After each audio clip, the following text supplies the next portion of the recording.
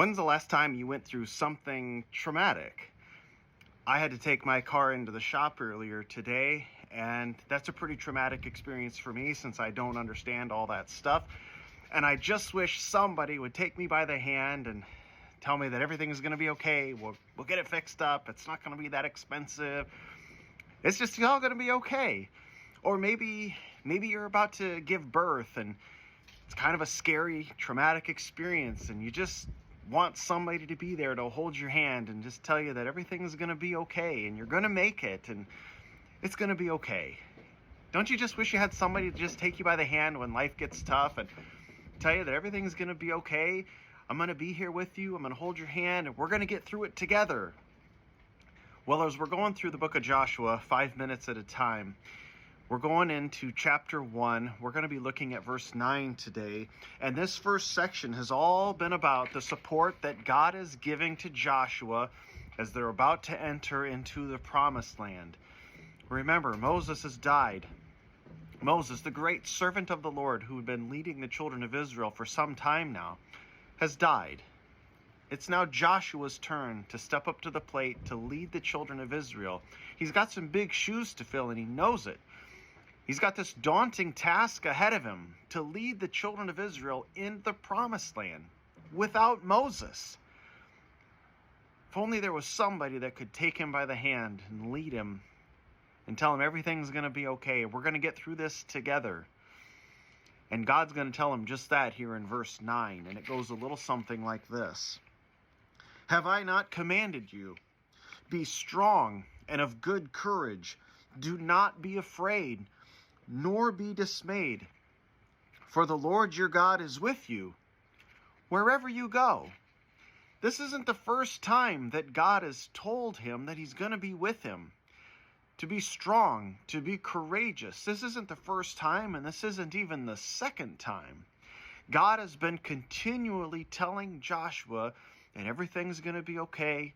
Just stick with me. I'm going to take care of things. I'm here with you. Let's do this together. And when Joshua gets it, when he finally puts the pieces of the puzzle together and understands that when he submits himself to the Lord and does what the Lord wants him to do, he's going to find great success. And in fact, that is what God had told him. You've got to stick with me. We'll do this together. These are the words of encouragement that Joshua needs to hear. And the Lord knows that, which is why he gives them to him.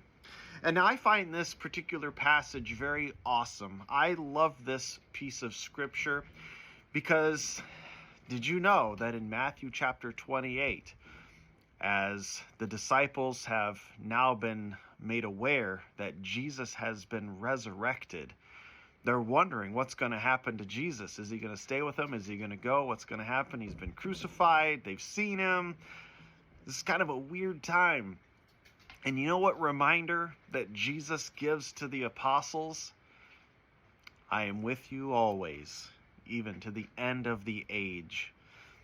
Jesus is going to stay with us. He's going to be with us. He's not going to leave us. He's not going to forsake us. Sometimes in life gets really hard. Have you ever noticed that? Life gets really, really tough sometimes. And we just feel all alone. Sometimes we get some sort of diagnosis and we think to ourselves, why me? Why is it me that has to go through this?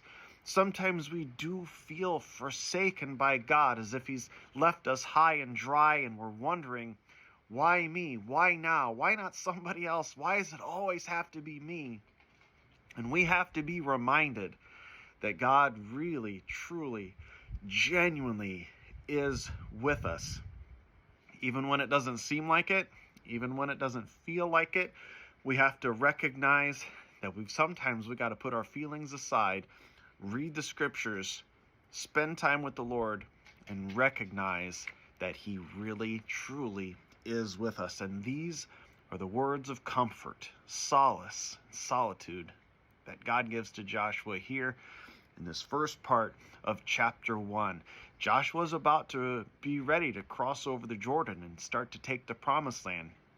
And God is giving him the comfort that he needs to find success wherever he goes.